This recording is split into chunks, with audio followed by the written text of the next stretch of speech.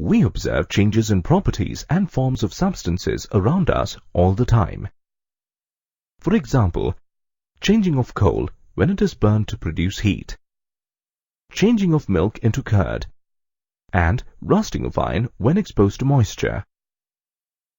All these changes are a result of chemical reactions. These chemical changes can be represented through chemical equations. In this lesson, you will learn about writing and balancing chemical equations.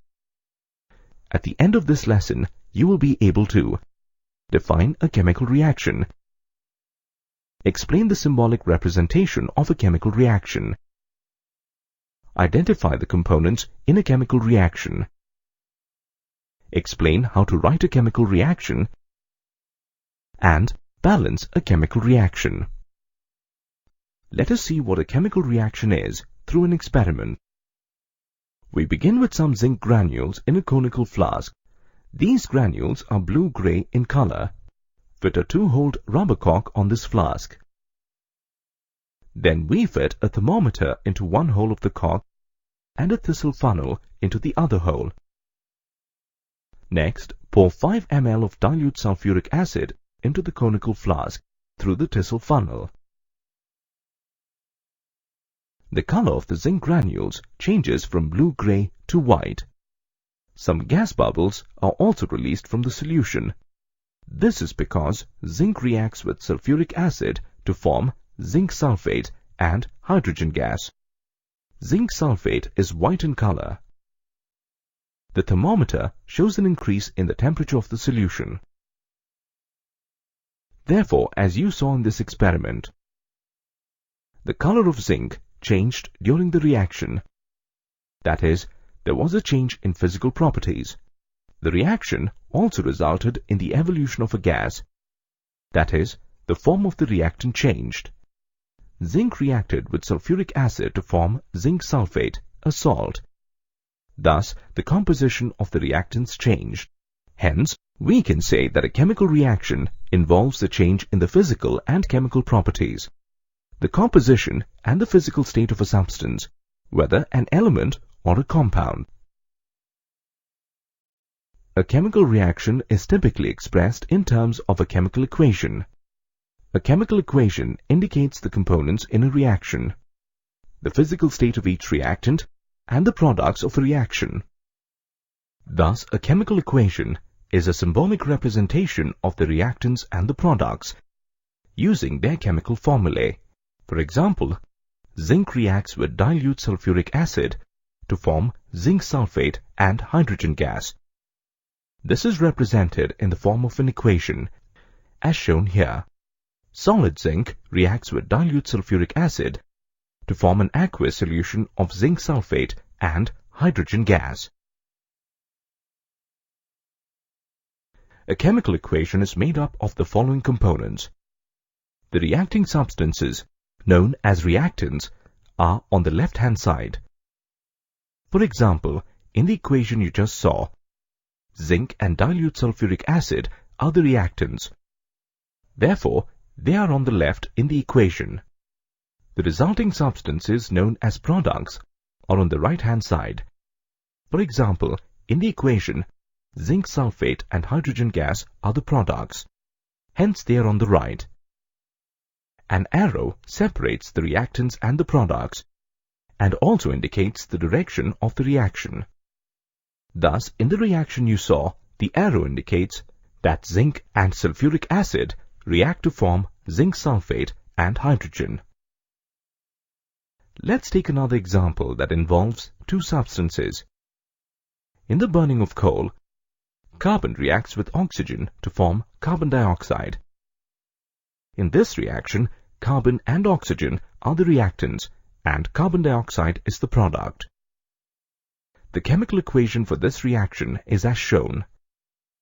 Solid carbon reacts with oxygen gas to form carbon dioxide gas. In chemical equations, you denote a solid with S,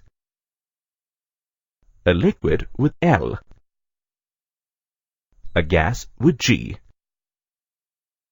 an aqueous solution as AQ. A gas produced with an arrow pointing upward. Precipitate formed with an arrow pointing downward. The reactants and products are separated with an arrow, which points in the direction of the reaction. Let us consider the reaction of iron with steam. Solid iron reacts with steam to form solid iron oxide and hydrogen gas. This reaction is represented as shown. A symbolic representation of a chemical reaction is the first step in writing a chemical equation. The next step is to ensure that the equation is balanced, considering the law of conservation of mass.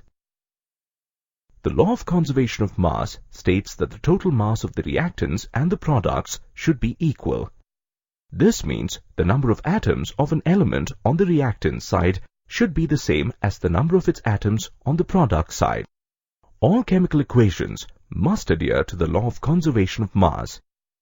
Therefore, all chemical equations need to be balanced.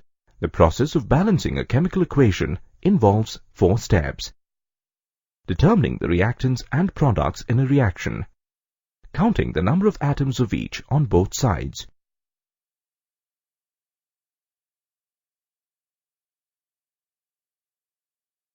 Selecting the elements that occur for the least number of times in the equation.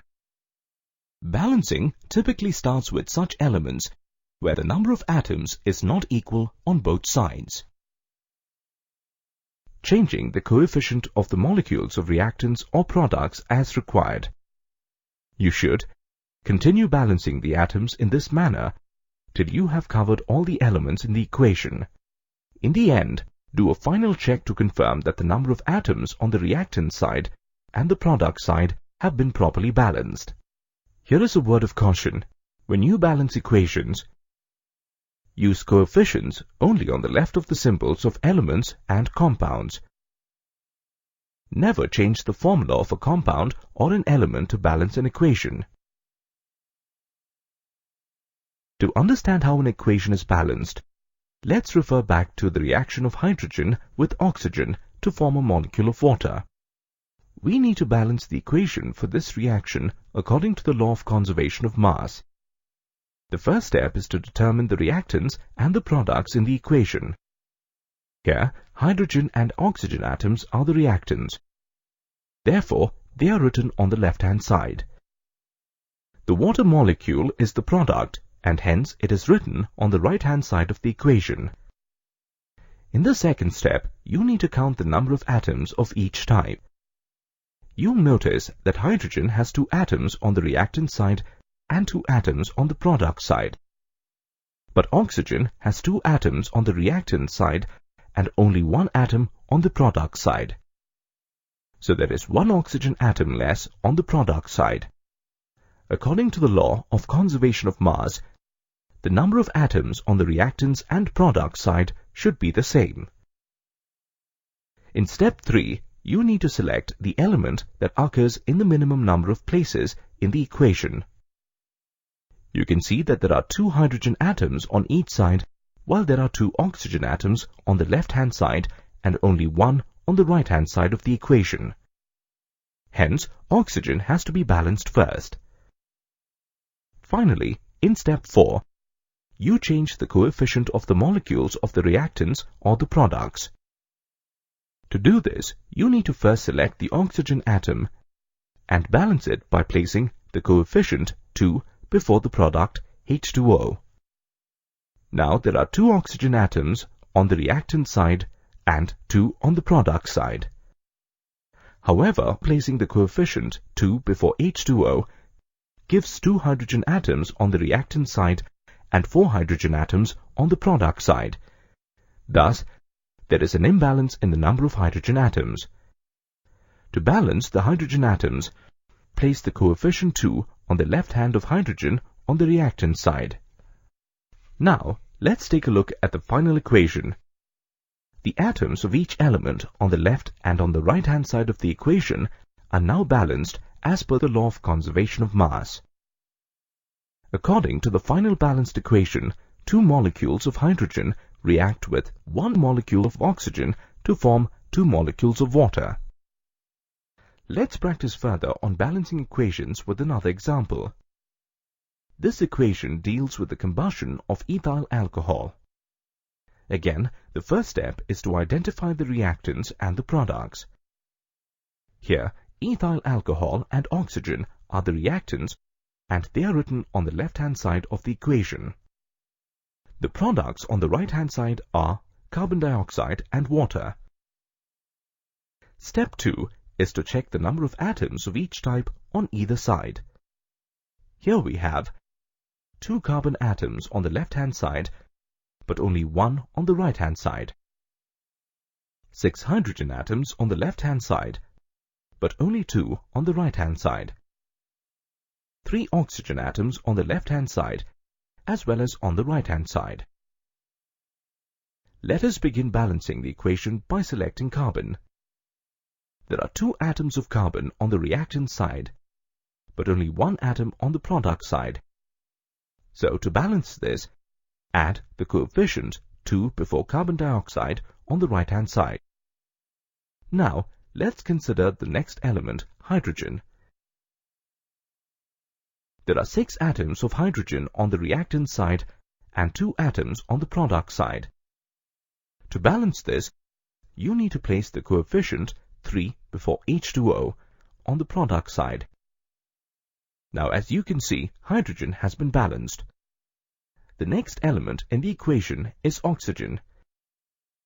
There are 7 oxygen atoms on the product side, but only 3 atoms on the reactant side. To balance the equation, place the coefficient 3 before oxygen on the left-hand side. In the end, do a final check to confirm that the number of atoms on the reactants and the product side is properly balanced. Here is what you get as the final equation. Ethyl alcohol reacts with 3 molecules of oxygen to give 2 molecules of carbon dioxide and 3 molecules of water.